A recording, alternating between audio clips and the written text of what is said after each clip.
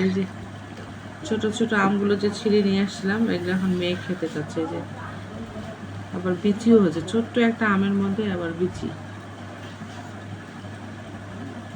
এখন মেয়ে খাবে। আমার ভাবি আবার বলতেছে এই আম খাইলে আবার অসুখ বিসুখ না হয়।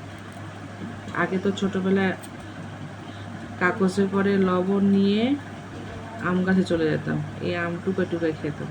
এই ছোট্ট একটা কতটুকু একটা আম, এই আমের ছোট হয়েছে। এগুলো অবশ্য গুঠি আম বলে, গুঠি, এর জন্য বিচি হয়ে গেছে। এই যে মেয়েকে যে কালকে থেকে বলতেছে খাবে, আমি তো গতকাল এগুলো কুড়াই নিয়ে আসলাম, পারি নাই, কুড়াই নিয়ে আসছিলাম। কুড়াই মানে তুলে নিয়ে আসছি, ঠিক আছে, আমাদের দিনাজপুরের ভাষা।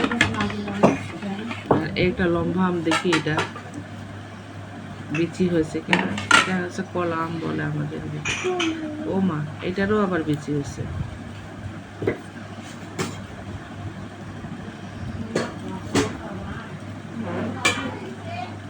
এই আমার মেয়ে এখন